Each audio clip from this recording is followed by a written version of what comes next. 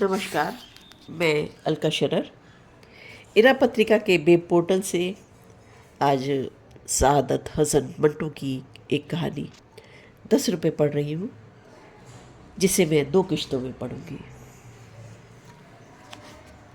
वो गली के नुक्कड़ पर छोटी छोटी लड़कियों के साथ खेल रही थी। उसकी माँ उसे चाल में ढूंढ रही थी। किशोरी को अपनी खोली में बैठाकर और बाहर वाले से चाय लाने को कहकर वह चाल की 3 मंजिलों पर अपनी बेटी को तलाश कर चुकी थी, मगर वो न जाने कहाँ मर गई थी। संडास के बाहर आकर भी उसने आवाज़ दी, ए सरिता, सरिता, मगर वह संडास में तो थी ही नहीं। और जैसा कि उसकी माँ समझ रही थी, अब सरिता को पेचिश की शिकायत भी नहीं थी कि दवा पिए बगैर उसको आराम आ चुका था।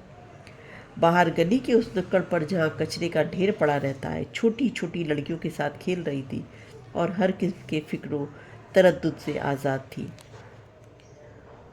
उसकी माँ बहुत मुतफिक्र थी और लड़की किशोरी को अंदर खोली में बैठा कर आई थी। किशोरी ने कहा था, बाहर 3 सेठ बड़े बाजार में मोटर लिए खड़े हैं। सरिता जाने कहाँ गायब हो गई। मोटर वाले सेठ रोज़ तो नहीं आते। यह तो किशोरी की मेहरबानी है कि महीने में 1-2 मोटी आसामी ले आता है, वरना ऐसे मोहल्ले में जहाँ पान की पीकों और जली हुई बीड़ियों की मिली जुली बू से किशोरी खुद घबराता हो, माँ वाला सेठ लोग कैसे आ सकते हैं। बल्कि सरिता को ही वो कपड़े पहनाकर बाहर ले जाता था। वह उन लोगों से कह दिया करता था कि साहब, आजकल ज़माना बड़ा नाजुक है, पुलिस के सिपाही हर वक्त हाथ में लगे रहते हैं। अब तक 200 धंधे वाली छोकरियाँ पकड़ी जा चुकी हैं।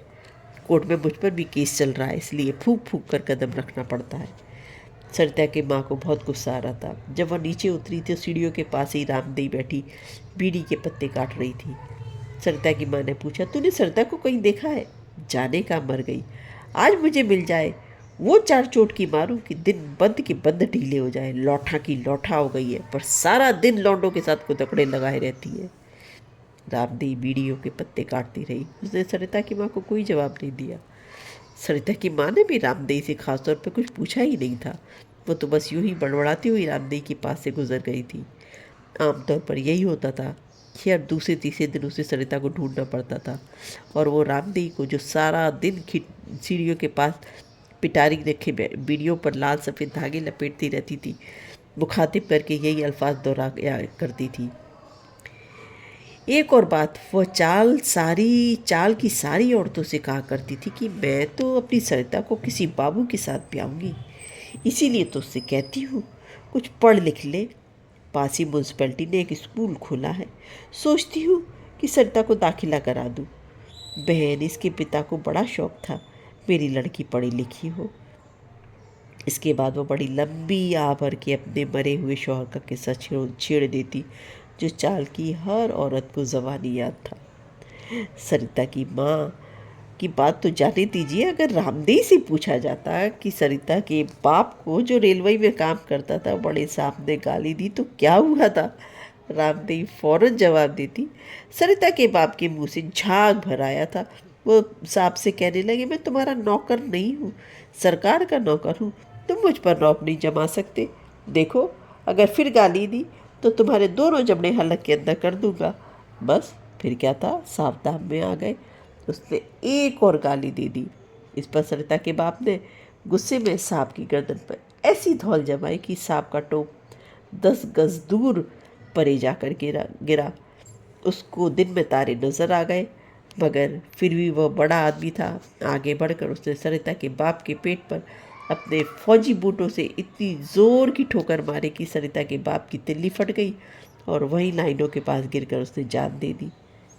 सरकार ने साहब पर मुकदमा चलाया और साहब ने पूरे 500 रुपये सरिता की माँ को दिलवाए, मगर सरिता की माँ की किस्मत बुरी थी। उनको सट्टा की चाट पड़ गई थी और 5 महीने के अंदर ही सारा रुपया बर्बाद हो गया।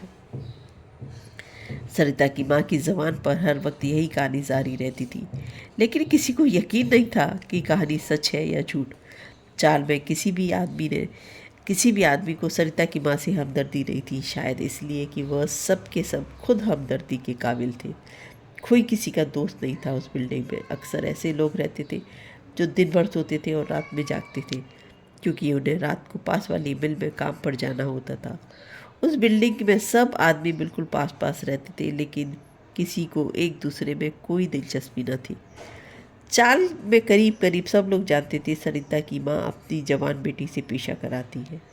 जब वह कहा करती थी, मेरी बेटी को तो दुनिया की कुछ खबर ही नहीं, तो कोई उसे झुठलाने की कोशिश न करता था कि वह किसी के साथ अच्छा बुरा सलूक करने की आदी ही न थे। बस एक बार ऐसा हुआ कि सुबह सवेरे नल के पास तुकाराम ने सरिता को छेड़ा था, और सरिता की माँ तुकाराम की बीवी को पुकारते हुए बहुत चिल्लाई थी, इस मुँह गंजे को तू संभाल के क्यों नहीं रखती? परमात्मा करे यह दोनों आंखों से अंधा हो जाए, इससे मेरी कुंवारी बेटी की तरफ बुरी नज़रों से देखा है। सच कहती हूँ, एक रोज़ ऐसा फसाद होगा कि तेरी इस गंजी सौगात का मारे जूतों के सर पिलपिला कर दूंगी। बाहर जो चाहे करता फिरे, पर यहाँ इसे भले मांसों की तरह रहना होगा, सुना तूने? पर तुकाराम की महंगी बीवी धोती बांधते बांधते बाहर आई, खबरदार बुई चुड़ैल, जो तूने एक लफ्ज़ भी और ज़बान से निकाला, या तेरी सरिता जो होटल में छोकरों से भी आंख मिचोली खेलती है, और तू क्या हम सबको अंधा समझती है? क्या हम सब जानते नहीं? तेरी सरिता आए दिन बस सवर कर बाहर क्यों जाती है? बड़ी आई इज्जत वाली, जा जा दूर दफ़ा हो यहाँ से। फिर सरिता की माँ ने बहुत जोर देकर नफरत भरे लहजे में कहा, और वो तेरा यार घासलेट वाला, 2-2 घंटे उसे खोली में बैठाकर क्या तू उसका घासलेट सूंघती रहती है? तुकाराम की महंगी बीवी के मुतालिक बहुत सी बातें मशहूर थी, और यह बात जो ख़ास तौर पर सबको मालूम थी, वह घासलेट पाटला आता है तो वो उसे अंदर बुलाकर दरवाज़ा बंद कर लेती है। तुकाराम की बीवी से सरिता की माँ की बोलचाल ज़्यादा दिन बंद न रह सकी। फिर दोनों ने आपस में समझौता कर लिया। एक रोज़ रात को सरिता की माँ ने तुकाराम की बीवी को घुप अंधेरे में किसी से मीठी मीठी बातें पकड़ लिया, और दूसरे दिन रात को तुकाराम की बीवी ने सरिता को एक जेंटलमैन आदमी के साथ मोटर में बैठे देख लिया। सरिता की माँ बड़बड़ाते हुए इधर उधर देख खोज रही थी कि सामने से तुकाराम की बीवी आ गई। सरिता की माँ ने पूछा, तूने कहीं सरिता को तो नहीं देखा? तुकाराम की बीवी ने महंगी आंखों से गले की नुक्कड़ की तरफ देखा, वहाँ कुएं के पास पनवाड़ी की लौंडियों के साथ खेल रही है। फिर उसने आवाज़ धीमी करके बोला, अभी किशोरी ऊपर गया है, क्या तुमसे मिला है?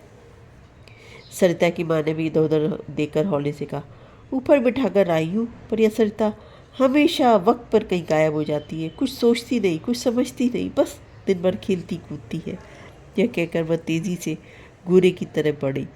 जब वह सीमेंट की बनी हुई बुतारी के पास पहुंची तो उसे देखकर सरिता फौरन उठकर खड़ी हो गई। सरिता के चेहरे पर अफसुर्दगी के आसार पैदा हो गए। उसकी माँ ने उसका बाजू पकड़ते हुए उसे खींचते हुए खश्मालुद लहजे में कहा, चल घर चल, मर, तुझसे तो सिवाय उछल कूद के और कोई काम ही नहीं। फिर रास्ते में उसकी माँ ने होने से कहा, किशोरी बड़ी देर से आया बैठा है, एक मोटर वाले सेठ को लाया है, चल तू भागकर ऊपर चल और जल्दी जल्दी तैयार हो जा।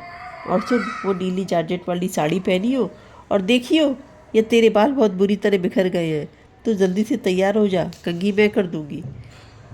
यह सुनकर कि कोई मोटर वाले सेठ आए हैं, सरिता बहुत खुश हुई। उसे सेठ में इतनी दिलचस्पी न थी जितनी मोटर में थी। मोटर की सवारी उसे बहुत पसंद थी। जब मोटर फर्राटे भरती हुई खुली खुली सड़कों पर चलती और उसके मुंह पर हवा के तमाचे पड़ते तो उसके दिल में एक नाकाबिले बयान मसरत उबाल लेना शुरू हो जाती थी। मोटर में बैठकर उसको हर शय एक हवाई चक्कर दिखाई देती थी, और वह समझती थी वह खुद एक बगुला है जो सड़कों पर उड़ता चला जा रहा है। सरिता की उम्र ज़्यादा से ज़्यादा 15 वर्ष होगी, मगर उसमें भपना 13 वर्ष की लड़कियों का सा था। वो औरतों से मिलना जुलना और उनसे बात करना बिल्कुल पसंद नहीं करती थी। वह सारा सारा दिन छोटी छोटी लड़कियों के साथ ऊट पटांग खेलों में मसरूफ़ रहती थी, जिसका कोई मतलब ही ना हो। मिसाल के तौर पर वह गली की काली लुक फिरी सड़कों पर खड़िया मिट्टी से लकीरें खींचने में बहुत दिलचस्पी लेती थी। इस खेल में वह इस इम्हिनाक रूप से मसरूफ़ रहती थी, जैसे सड़कों पर यह टेढ़ी मंगी लकीरें अगर न खींची गई तो आमदो रफ्त बंद हो जाएगी। कभी कभी खोली से पुराने टाट उठाकर अपनी नन्ही नन्ही सहेलियों के साथ कई कई घंटे उन टाटों को फुटपाथ पर झटकने, साफ करने, बिछाने और फिर उन टाटों पर बैठे रहने کہ غیر دلچسپ کھیلوں میں مشغول رہتی تھی۔ سریتا خوبصورت نہیں تھی، رنگ اس کا سیاہی مائل گندمی تھا۔ بمبئی کے مرطوب موسم کے باعث اس کے چہرے کی جلد ہر وقت چکنی رہتی تھی۔ اس کے پتلے پتلے ہونٹوں پر جو چیکو کے چھلکے دکھائی دیتے تھے ہر وقت ایک خفیف سی لغزش طاری رہتی تھی، اور اوپر کے ہونٹ پر پسینے کی 3-4 بوندیں ہمیشہ کپ کپاتی رہتی تھی۔ اس کی صحت اچھی تھی کہ غلاظت میں رہنے کے باوجود اس کا جسم سڈول اور متناسب تھا۔ ایسا معلوم ہوتا تھا کہ اس پر جوانی کا حملہ بڑی شدت سے ہوا ہے۔ جب وہ سڑک پر پھرتی سے ادھر ادھر چلتی تھی اور جب اس کی میلی گھگھری اوپر کو اٹھ جاتی تھی تو کئی راہ چلتے مردوں کی نگاہیں اس کی پنڈلیوں کی طرف اٹھ جاتی تھی، جن میں جوانی کے حملے کے باعث تازہ رند کی ہوئی ساگوان کی لکڑی جیسی چمک دکھائی دیتی تھی۔ ان پنڈلیوں پر جو بالوں سے بالکل بے نیاز تھی، مساموں کے ننھے ننھے نشان دے کر ان سنتروں کی چھلکوں کی یاد آ جاتی تھی، جن کے چھوٹے چھوٹے کھلیوں میں تیل بھرا ہوتا تھا اور جو تھوڑا سا دباؤ پڑنے پر اوپر کی طرف اٹھ کر آنکھوں میں گھس جایا کرتا ہے۔ اس کی بائیں سڈل تھی، کندھوں پر اس کی گولائیاں موٹے اور بڑے بے ڈھب طریقے سے سلے ہوئے بلاؤز کے باوجود باہر جھانکتی تھی۔ اس کے بال بڑے گھنے اور لمبے تھے، ان میں کھوپرے کی تیل کی بو آتی رہتی تھی، اور وہ اپنے بالوں کی لمبائی سے خوش نہیں تھی۔ کھیل کود کے دوران اسے چوٹی بہت تکلیف دیا کرتی تھی، جو ایک موٹے کوڑے کی مانند اس کی پیٹھ کو تھپکتی رہتی تھی۔ اسے اپنی چوٹی کو مختلف طریقے سے قابو کرنا پڑتا تھا۔ سریتا کا دل و دماغ ہر قسم کے فکر و تردد سے آزاد تھا۔ دونوں وقت اسے کھانے کو مل جاتا تھا۔ اس کی ماں گھر کا سب کام کاج کرتی تھی۔ ہاں، صبح کو سریتا 2 بالٹی پانی بھر کر اندر رکھ دیتی تھی اور شام کو ہر روز لیمپ پہ 1 پیسے کا تیل بھروا لاتی تھی۔ کئی برسوں سے وہ یہ کام بڑی باقاعدگی سے کر رہی تھی۔ ہر شام عادت کے باعث خود بخود اس کا ہاتھ اس پیالے کی طرف بڑھتا جس میں پیسے پڑے ہوتے، اور پھر وہ لیمپ اٹھا کر نیچے چلی جاتی۔ کبھی کبھی، یعنی مہینے میں 4 یا 5 بار، جب کشوری سیٹھ لوگوں کو لیے آتا تھا تو سیٹھ لوگوں کے ساتھ ہوٹلوں میں یا کئی اندھیرے مقاموں پر جانے کو وہ تفریح خیال کرتی تھی۔ اس نے اس باہر جانے کے سلسلے کے دوسرے پہلوؤں پر کبھی غور ہی نہیں کیا۔ وہ سمجھتی تھی کہ دوسری لڑکیوں کے گھروں میں بھی کشوری جیسے آدمی آتے ہوں گے، انہیں بھی سیٹھ لوگوں کے ساتھ باہر جانا پڑتا ہوگا، اور رات کو وٹلی کے ٹھنڈے ٹھنڈے بینچوں پر یا جوں کی گیلی ریتوں پر جو کچھ ہوتا ہے وہ سب کے ساتھ ہوتا ہوگا۔ ایک بار اس نے اپنی ماں سے کہا بھی، ماں، اب تو شانتا بھی کافی بڑی ہو گئی ہے، اس کو بھی میرے ساتھ بھیج دیا کرو نا، یہ سیٹھ لوگ مجھے انڈے کھانے کو دیتے ہیں، شانتا کو انڈے بہت اچھے لگتے ہیں۔ اور اس کی ماں نے گول مول کر کے بات کہی، ہاں ہاں، اس کو بھی کسی روز تمہارے ساتھ بھیج دوں گی، اس کی ماں تو پونا سے واپس آ جائے۔ اور دوسرے ہی روز اس نے شانتا کو، جو اس وقت سنڈاس سے نکل رہی تھی، یہ خوشخبری سنائی، تیری ماں پونا سے آ جائے تو سب معاملہ ٹھیک ہو جائے گا، تو بھی میرے ساتھ ورلی جایا کرے گی۔ پھر اس نے پچھلی رات کی بات شانتا کو کچھ اس طریقے سے سنانا شروع کی جیسے اس نے کوئی بہت پیارا سپنا دیکھا ہو۔ شانتا، جو سریتا سے 2 برس چھوٹی تھی، سریتا کی باتیں سن کر کچھ ایسا لگا جیسے اس کے سارے جسم کے اندر چھوٹے چھوٹے گھنگرو بج رہے ہوں۔ سریتا کی ساری باتیں سن کر اسے بھی تسلی نہ ہوئی۔ اس نے سریتا کا بازو کھینچ کر کہا، چل نیچے چلتے ہیں، وہاں بیٹھ کر باتیں کریں گے۔ پھر دونوں منتری کے پاس جہاں گردھر بنیے نے بہت سے ٹاٹوں پر کھوپرے کے میلے ٹکڑے سوکھنے کے لیے ڈال رکھے تھے، بیٹھ کر دیر تک کپ کپی پیدا کرنے والی باتیں کرتی رہی۔ دھوتی کے پردے کے پیچھے سریتا نے نیلی جارجٹ کی ساڑی پہنی اور ساڑی کے مسیح اس کے بدن سے گدگدی ہو رہی تھی۔ موٹر کی سیر کا خیال ہی اس کے دماغ میں پرندوں کی سی فڑفڑاہٹیں پیدا کر رہا تھا۔ اب کی بار سیٹھ کیسا ہوگا، اسے کہاں لے جائے گا، یہ اور قسم کے دوسرے سوال اس کے دماغ میں کہیں نہیں آ رہے تھے۔ جلدی جلدی کپڑے بدلتے ہوئے اس نے 1-2 مرتبہ یہ ضرور سوچا کہ ایسا نہ ہو موٹر چلے اور چلتے ہی چند منٹوں میں کسی ہوٹل کے دروازے پر رک جائے، پھر ایک بند کمرے میں سیٹھ شراب پینا شروع کر دے اس کا دم گھٹنا شروع ہو جائے۔ اسے ہوٹلوں کے بند کمرے پسند نہیں تھے، کیونکہ ان میں اکثر لوہے کی 2 چارپائیاں اس طور پر بچھی ہوتی تھی گویا ان پر جی بھر کر سونے کی اجازت نہیں ہے۔ جلدی جلدی اس نے جارجٹ کی ساڑی پہنی اور شکنیں درست کرتی ہوئی ایک لمحے کے لیے کشوری کے سامنے آ کھڑی ہوئی۔ کشوری، ذرا دیکھو پیچھے سے ٹھیک ہے نا ساڑی؟ اور جب آپ کا انتظار کیے بغیر میں لکڑی کے اس ٹوٹے ہوئے بکس کی طرف بڑھ گئی جس میں اس نے جاپانی سرخی رکھی ہوئی تھی۔ ایک دھندلے آئینے کو کھڑکی کی سلاخوں میں اٹکانے کے بعد وہ دھوری ہو کر اپنے گالوں پر پاؤڈر ملنے لگی، پھر سرخی لگا کر بالکل تیار ہو گئی۔ مسکرا کر اس نے کشوری کی طرف داد طلب نظروں سے دیکھا۔ شوخ رنگ کی نیلی ساڑی میں ہونٹوں پر بے ترتیب سرخی کی دھڑی جمائے، سانولے گالوں پر پیازی رنگ کا پاؤڈر ملے، وہ مٹی کا ایک ایسا کھلونا معلوم ہو رہی تھی جو دیوالی کے دنوں میں کھلونے بیچنے والوں کی دکان میں سب سے زیادہ نمایاں دکھائی دیتا تھا۔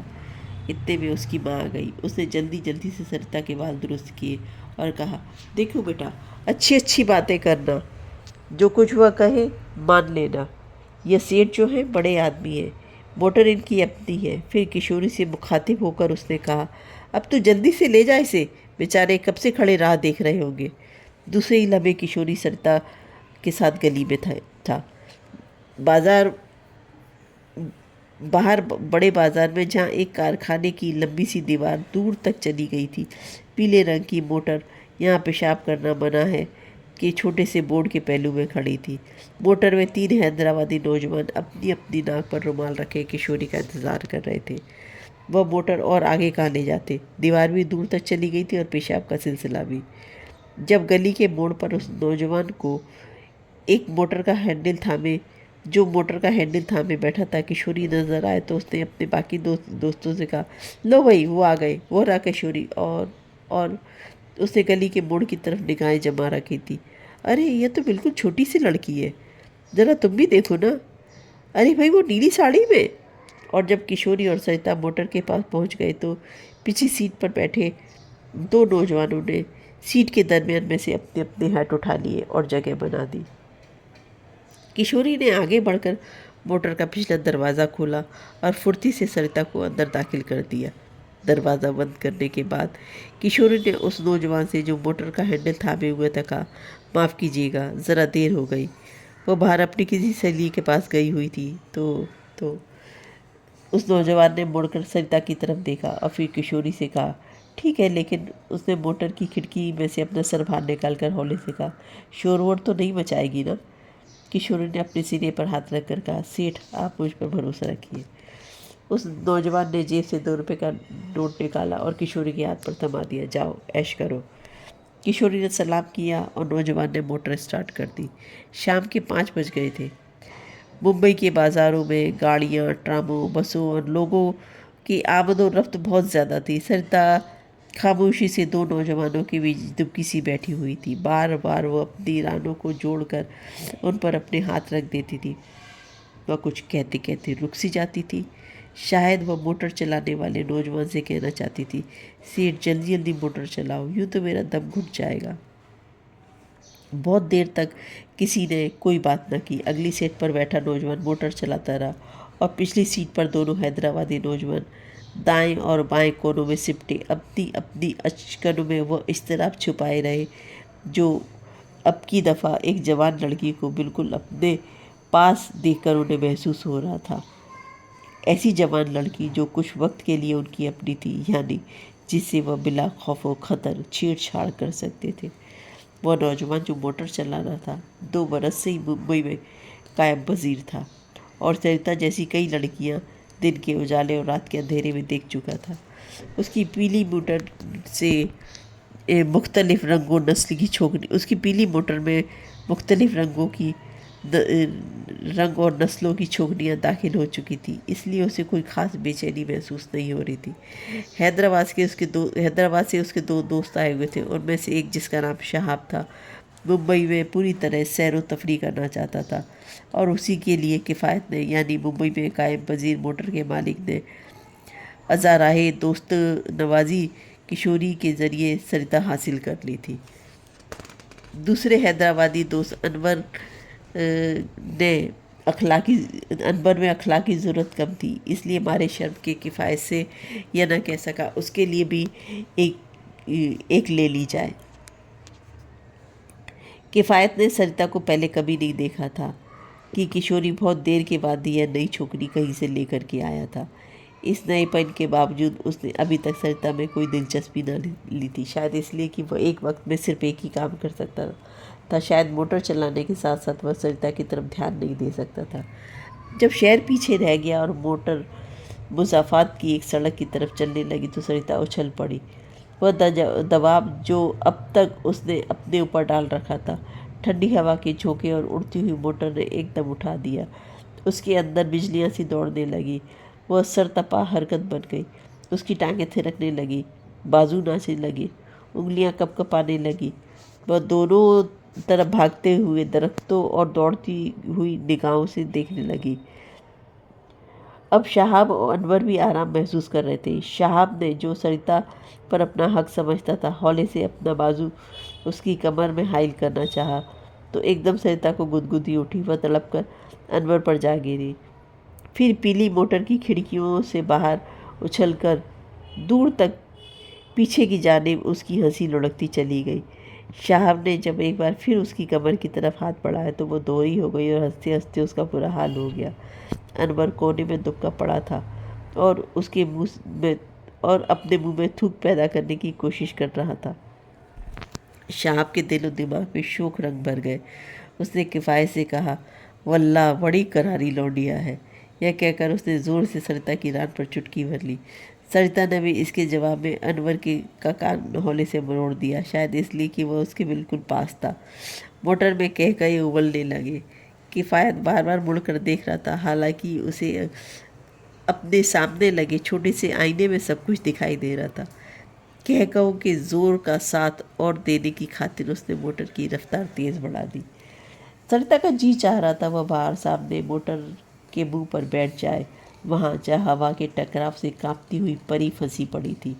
وہ آگے کی طرف جھکی ہوئی تھی۔ شہاب نے اسے چھیڑا تو وہ سنبھلنے کی خاطر اس نے کفایت کے گلے میں بائیں حمائل کر دی۔ کفایت نے غیر ارادی طور پر اس کا ہاتھ چوم لیا۔ ایک سنسنی سی اس کے جسم میں دوڑ گئی اور وہ پھاند کر اگلی سیٹ پر کفایت کے پاس بیٹھ گئی اور اس کی ٹائی سے کھیلنے لگی۔ تمہارا نام کیا ہے؟ اس نے کفایت سے پوچھا۔ میرا نام؟ کفایت نے کہا، میرا نام کفایت ہے، کہہ کر اس نے 10 روپے کا نوٹ سرتا کے ہاتھ میں تھما دیا۔ سرتا نے اس کے نام کی طرف کوئی توجہ نہ دی اور نوٹ اپنی چولی میں اڑس کر بچوں کی طرح خوش ہو کر اس نے کہا، تم بڑے اچھے آدمی ہو، تمہاری یہ ٹائی بھی بہت اچھی ہے۔ اس وقت سرتا کو ہر شے اچھی نظر آ رہی تھی۔ وہ چاہتی تھی جو کچھ برا ہے وہ سب اچھا ہو جائے اور پھر ایسا ہو کہ موٹر تیزی سے دوڑتی رہے اور ہر شے ہوائی بگولا بن جائے۔ ایک اس کا جی چاہا کی گائے۔ اس نے کفایت کی ٹائی چھوڑ دی اور گانا شروع کر دیا، تمہیں نے مجھ کو پریم سکھایا، سوئے ہوئے ہردے کو جگایا۔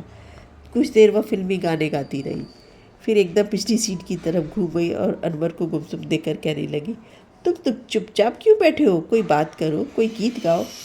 یہ کہتی ہوئی وہ اچک کر پچھلی سیٹ پر چلی آئی اور پھر شہاب کے بالوں میں اپنی انگلیوں سے کنگھی کرنے لگی۔ آؤ ہم دونوں گائیں۔ تمہیں یاد ہے وہ گانا جو دیوکا رانی گاتی ہے؟ میں بن کی چڑیا بن کے بن بن ڈولوں رے۔ دیوکا رانی کتنی اچھی ہے۔ اس نے دونوں ہاتھ جوڑ کر اپنی ٹھوڑی کے نیچے رکھ لی اور آنکھیں جھپکاتے ہوئے کہا۔ دیوکا رانی اور اشوک کمار پاس پاس کھڑے تھے۔ دیوکا رانی کہتی تھی، میں بن کی چڑیا بن کے بن بن ڈولوں رے، اور اشوک کمار کہتا تھا، تم گاؤ نا۔ سرتا نے گانا شروع کیا، میں بن کی چڑیا بن کے بن بن ڈولوں رے۔ شام نے اپنی بندی آواز بلند کی، میں بن کا پنچھی بن کے بن بن ڈولوں رے، اور پھر باقاعدہ ڈویٹ شروع ہو گئے۔ کفایت نے ہارن بجا کر تال کا ساتھ دیا۔ سرتا نے تالیاں بجانی شروع کر دی۔ سرتا کے باریک سر، شہاب کی پھٹی ہوئی آواز، ہارن کی پوں پوں، ہوا کی سائیں سائیں اور موٹر کے انجن کی پھڑپھڑاہٹ، سب مل جل کر ایک آرکیسٹرا بن گئے۔ سرتا خوش تھی، صاحب خوش تھا، کفایت خوش تھا۔ ان سب کو خوش دیکھ کر انور کو بھی خوش ہونا پڑا۔ وہ دل میں بہت شرمندہ ہوا کہ اس نے خامخواہ اپنے آپ کو قید رکھا ہے۔ اس کے بازوؤں میں حرکت پیدا ہوئی، اس کے سوئے ہوئے جذبات نے انگڑائی لی۔ وہ سریتا اور شہاب اور کفایت کی شور افشاں خوشیوں میں شریک ہونے کے لیے تیار ہو گیا۔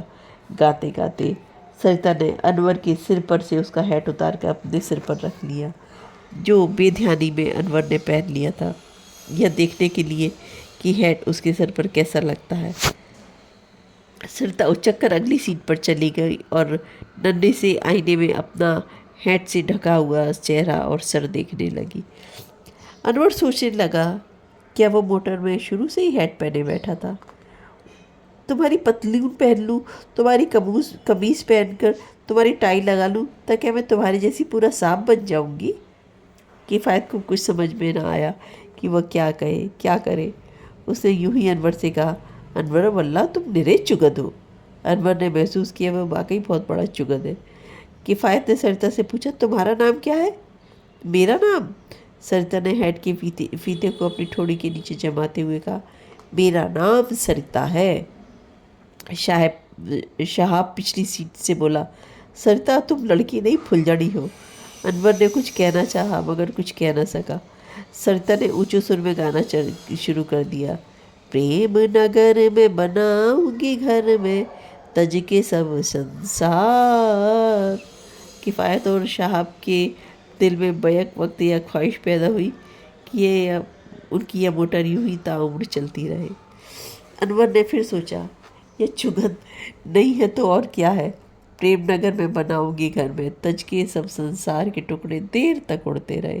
سریتا کے بال جو اس کی ڈھیلی چوٹی کی گرفت سے اب آزاد ہو گئے تھے یوں ہی لہرا رہے تھے جیسے گاڑھا دھواں ہوا کے دباؤ سے بکھر رہا ہو۔ وہ بہت خوش تھی، شہاب خوش تھا، کفایت خوش تھا، اب انور بھی پھر سے خوش ہونے کا ارادہ کر رہا تھا۔ گیت ختم ہوا تو سب کو تھوڑی دیر کے لیے محسوس ہوا کہ جو زور کی بارش ہو رہی تھی ایک تھم گئی ہے۔ کفایت نے سریتا سے کہا، کوئی اور گیت گاؤ۔ سریتا نے پھر گانا شروع کیا، مورے آنگن میں آئے علی میں چال چلوں مت والی، میرے آنگن میں آئے علی میں چال چلوں مت والی۔ موٹر بھی مت والی چال چل رہی تھی۔ آخرکار سڑک کے سارے پیچ و خم ختم ہو گئے اور سمندر کا کنارہ آ گیا۔ دن ڈھل رہا تھا، سمندر سے آنے والی ہوا خنکی اختیار کر رہی تھی۔ موٹر رکی تو سریتا نے ہیٹ اتار کر سیٹ پر رکھ دیا اور دروازہ کھول کر باہر نکل آئی۔ پھر اس نے ساحل کے ساتھ ساتھ بے مقصد دوڑنا شروع کر دیا۔ کفایت اور شہاب بھی دوڑنے لگے۔ کھلی فضا میں بے پناہ سمندر کے پاس تاڑ کے اونچے اونچے پیڑوں تلے گیلی گیلی ریت پر سریتا سمجھ نہ سکی وہ کیا چاہتی ہے۔ اس کا جی چاہ رہا تھا کہ وہ وقت فضا میں کھل جائے، سمندر میں پھیل جائے، اتنی اونچی اٹھ جائے کہ تاڑ کے درختوں کو اوپر سے دیکھ سکے، ساحل کی ریت کی ساری نمی پیروں کے ذریعے اپنے اندر جذب کر لے، اور پھر وہی موٹر ہو، وہی اڑانے، وہی تیز تیز جھونکے، وہی مسلسل پوں پوں۔ وہ بہت خوش تھی۔ جب تینوں حیدرآبادی نوجوان ساحل کی گیلی ریت پر بیٹھ کر بیئر پینے کی تیاری کرنے لگے تو کفایت کے ہاتھ سے سریتا نے بوتل چھین لی۔ ٹھہرو، میں ڈالتی ہوں۔ اس نے اس طرح گلاس میں بیئر اڑیلے کی جھاگ ہی جھاگ پیدا ہو گئی۔ وہ یہ تماشا دیکھ کر بہت خوش ہوئی۔ سامنے جھانکوں میں اس نے اپنی ایک انگلی ڈبوئی اور اپنے منہ میں ڈال دی۔ جب کڑواہٹ محسوس ہوئی تو برا سا منہ بنایا۔ کفایت اور شہاب بے اختیار ہنس پڑے۔ انور بھی ہنس رہا تھا۔ بیئر کی 6 بوتلیں کھلی، کچھ تو جھاگ بن کر ساحل کی ریت میں جذب ہو گئی اور کچھ کفایت، شہاب اور انور کے پیٹ میں چلی گئی۔ سریتا گاتی رہی۔ انور نے ایک بار نگاہیں جما کر سریتا کی طرف دیکھا۔ اسے محسوس ہوا کہ وہ بیئر کی بنی ہوئی ہے۔ اس کے سانولے گال سمندر کی طرح نم آلود ہوا میں مست سے گیلے ہو رہے ہیں۔ وہ بے حد مسرور تھی۔ اب انور بھی بہت خوش تھا۔ اس کے دل میں یہ خواہش پیدا ہو رہی تھی کہ سمندر کا سارا پانی بیئر بن جائے اور وہ اس میں غوطے لگائے، سریتا اس کے ساتھ ڈبکیاں لے۔